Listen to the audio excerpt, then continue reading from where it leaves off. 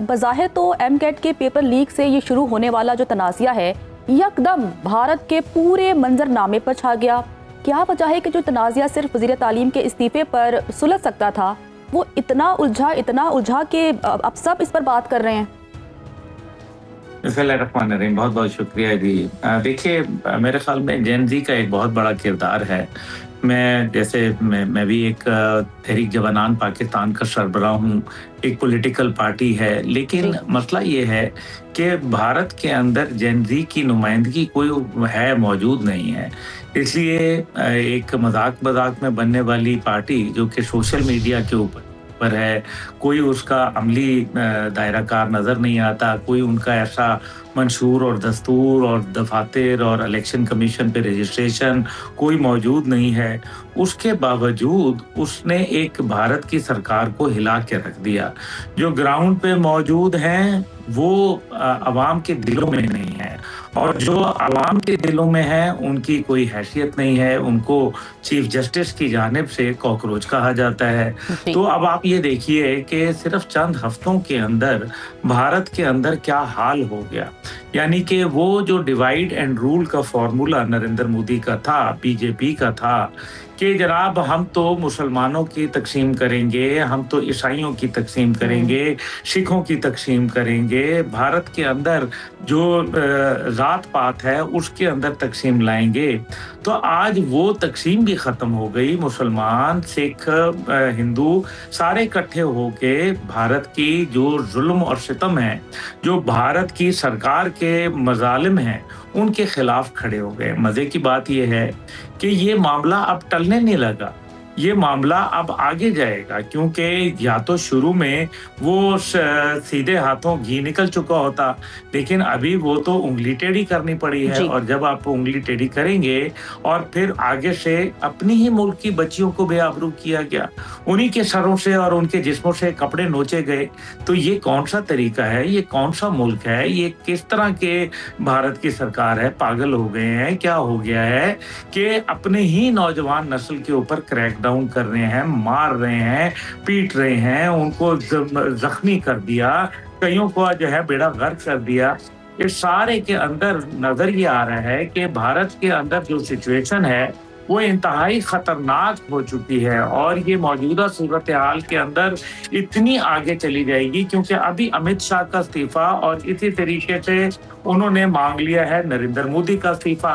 लेकिन ये मामला असल में किसी एक भारत की सरकार या एक उसके लिए नहीं है, किसी बीजेपी के खिलाफ नहीं है, बल्कि असल में ये उस हिंदुत्व माइंडसेट के खिलाफ है जो लोगों में तकसीम करती है, नफरतें डालती है, लोगों को भड़काती है, लोगों पे मजालिम करती है, उनके हकूक को सल्ब करती है, 20 से ज्यादा नौजवानों को खुदकुशी के ऊपर मजबूर कर देती है, उनके ऊपर लाठी चार्ज किया जाता है, बेरोजगारी है, लाकानूनियत है, ना इंसाफी है, हुकूमत नाम की कोई चीज नजर नहीं आती, पाकिस्तान मुखालिफ बयानिया है, पाकिस्तान के ऊपर हर चीज डाल दी जाती है, और साथ ही साथ कौम के अंदर तकसीम किया जाता है। ब्राह्मणों के मजे हैं और बाकी लोगों के जो कि खुद हिंदू होते हुए भी अपने ही मुल्क में अकलियत बन के रह गए हैं। देखिए, ये एक खतरनाक अमल है, और मुझे ये बड़ा वजाहत से नजर आ रहा है कि आज की सूरत हाल के अंदर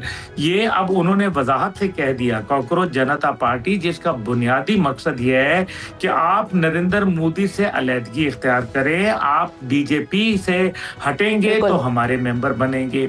मिलियंस के अंदर उनके फॉलोअर्स जा पहुंचे हैं, और मजे की बात ये भी है कि एक ऐसी पार्टी जो कि कोई उसका सियासी वजूद उस तरह से नहीं है, और वो एक मजबूत हुकूमत को उधेड़ के रख देती है, उसको मजबूर कर देती है कि जो उनके धर्मेंद्र प्रधान जो कि वजीर तालीम था उसको इस्तीफा देना पड़ गया और कबूल भी हो गया।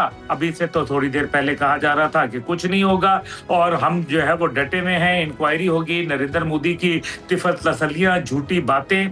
और उसके बाद उससे पहले सेक्रेटरी जो तालीम था, उसने भी इस्तीफा दे दिया था। इसका मतलब ये है कि आप देखिए ना, सेक्रेटरी गवर्नमेंट होता है और गवर्नमेंट जो थी, रियासत जो थी, उसके सेक्रेटरी ने, उसके नुमाइंदे ने इस्तीफा दे दिया था। इससे वजाहत से ये नजर आ रहा है कि भारत इस टाइम पे शदीद टूट फूट का शिकार है। और उन्होंने जिस तरह से और कहा ये है भी नजर आ रहा है सर कि मोदी के ऊपर ना जेनजीज का प्रेशर भी है। जैसा कि सर आपने कहा कि एक ऐसी जमात जिसका कोई मंशूर नहीं, बिल्कुल मजाक में वो एक सोशल मीडिया पर जमात बनी जो कि अब अमली तौर पर हमें भारत में नजर आ रही है। इसी जमात के साथ हम देख रहे हैं कि जो दीगर ऑपोजिशन जमातें हैं वो खड़ी हैं, कांग्रेस इनके साथ जो है वो खड़ी है, आम आदमी पार्टी के जो रहनुमा हैं वो इनके साथ खड़े हैं, इंडियन फिल्म इंडस्ट्री के जो लोग हैं, सिविल सोसाइटी के जो अरकान हैं वो कॉकरोच जनता पार्टी के साथ खड़े हैं। तो आपको लगता है कि जैसा इनकलाब बांग्लादेश में आया था और हसीना वाजिद बांग्लादेश से भागकर भारत चली गई थी, तो क्या मोदी के साथ भी वैसा होने जा रहा है? और अगर ऐसा होगा तो मोदी कहाँ भागेंगे? मोदी को तो भागने का मौका ही नहीं मिलेगा। पहले भी जब पाकिस्तान भारत जंग हुई थी तो आपको पता है कि इनको ये किसी ने बता दिया कि पाकिस्तान न्यूक्लियर स्ट्राइक करने वाला है। उसके ऊपर बेचारा जो भागा घर से, तो चप्पलें भी उतर गई थी और नंगे पांव ही जाके बंकर में जाके घुस गया था। तो यहाँ तो नरेंद्र मोदी के लिए कोई जगह नहीं बचेगी, इसमें कोई शक नहीं है कि इस टाइम पे जितनी बाकी सियासी पार्टियां हैं जिनका भी आपने जिक्र फरमाया, ये सब अपॉर्चुनिस्ट हैं। ये एक अपॉर्चुनिटी है, ये राइडिंग द सर्फ कहते हैं इसको अंग्रेजी के अंदर, यानी कि जब समुद्र की लहर ऊंची उठती है तो उसके ऊपर वो कुछ तैराक होते हैं ना, वो खड़े हो जाते हैं, वो राइडिंग द सर्फ होता है। तो असल चीज कांग्रेस की नहीं है, आम आदमी पार्टी की नहीं है, बल्कि असल चीज है जेन जी की, उस तहरीक का जो मोदी सरकार और उस नजरिए के खिलाफ खड़ी हो गई है, जो बीजेपी की लाकानूनी दहशतगर्दी और तकसीम को मुस्तरद करती है, जो नफरत की बुनियाद के ऊपर सियासतें और नौजवानों का इस्तेसाल के खिलाफ है, जो कहती है कि 80 लाख सालाना ग्रेजुएट होते हैं और नौकरियां सिर्फ 29% मिलती है, जो कहते हैं कि 27 लाख नौजवान हर साल ब्रेन ड्रेन, जो कि बेस्ट ऑफ द बेस्ट हैं, वो इंडिया छोड़ के चले जाते हैं गैर ममालिक के अंदर अपना सब कुछ बेच बाच के, जो ये कहते हैं कि इंडिया के अंदर सारी वेल्थ जो है वो टाटा, बिरला, अंबानी, अडानी तक न रहे, बल्कि इसका यकसा तकसीम होना चाहिए अवाम में। ये मामला यहाँ ठहरने नहीं लगा। आई टेल यू कि ये जो आपने जिनका जिक्र किया, नेपाल, श्रीलंका, बांग्लादेश, अभी इंटरेस्टिंग बात आप जरा गौर कीजिए, तमाम जगहों के ऊपर ये एंटी मोदी और एंटी भारत जो था एलिमेंट था। सिर्फ नेपाल के अंदर क्या हुआ, जो सरकार आई वो भारत मुखालिफ बयानिए के ऊपर आई।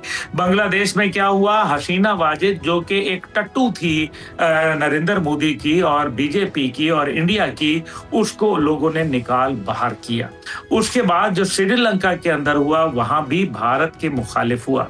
आज भारत के अंदर भारत मुखालिफ लोग खड़े हो गए हैं और भारतीय सरकार, बीजेपी की सोच, उसकी आमराना हरकत और नाजायज उनके साथ जो सलूक है, उसके खिलाफ अलमे बगावत बुलंद कर दिया। आई बिलीव कि हो सकता है कि अगर ये मामला यहाँ न रुका, जो कि मुझे नजर नहीं आ रहा रुकता हुआ, इसका मतलब तो यह है कि नौजवान खड़े हो गए हैं और वो एक इनकलाबी कैफियत बपा करने जा रहे हैं। और अगर ये इनकलाबी कैफियत बपा हो गई, बिलीव यू मी कि मुझे तो फिर ये तो भारत की सरकार इसी साल बल्कि चंद महीनों में गिरती नजर आ रही है। आप ये देख लीजिएगा, क्योंकि ताकत का इस्तेमाल किया गया, ताकत के ऊपर नौजवान मुश्तइल हो गया, औरतें भी, इसके अंदर लड़कियां भी शामिल हैं। और आप देखें कि किस तरीके से वो बात कर रहे हैं।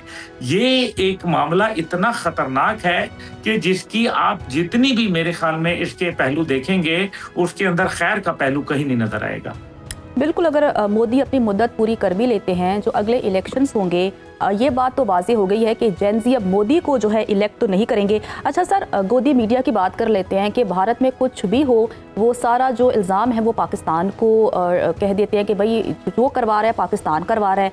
अब ये जेन ज़ीज़ का जो धरना है, एहतजाज है, गोदी मीडिया कह रहे हैं पाकिस्तान ने इसको स्पॉन्सर किया है। इस पर क्या कॉमेंट करेंगे आप? देखें, अगर वो कह रहा है पाकिस्तान ने स्पॉन्सर किया है तो फिर तो वैसे ही पाकिस्तान के सामने सरेंडर कर देना चाहिए, क्योंकि बिल्कुल। अगर पाकिस्तान इतना मजबूत है कि वो आपके मुल्क के अंदर हंगामे करवा सकता है, आपके मुल्क के अंदर नौजवान नस्ल को अपने बस में कर सकता है, तो फिर नरेंद्र मोदी जी आपको अपनी फिक्र करनी चाहिए। पाकिस्तान पे इल्जामात, ये बातें, ये हर बार, ये अभी ये जो चूरन है ना नरेंद्र मोदी का, ये बिकने वाला नहीं है। और यही वजह है कि आवाम जान गई है इसका मकरू चेहरा, इसके मकरू धंधे, इसकी मकरू सोच, इसकी मकरू अमल, ये तमाम वो जान चुके हैं। वो नरेंद्र मोदी के 56 इंच के सीने के अंदर सुराख करते हुए नजर आ रहे हैं। और आपको बहुत जल्द नजर आएगा कि Narendra Modi is going to be in difficult times. ये अब नरेंद्र मोदी का बचना मुहाल हो चुका है। नरेंद्र मोदी, इसकी सोच, इसकी आमराना हरकत, इसकी जो प्रो ब्राह्मण पॉलिसीज, ये कामयाब नहीं होंगी।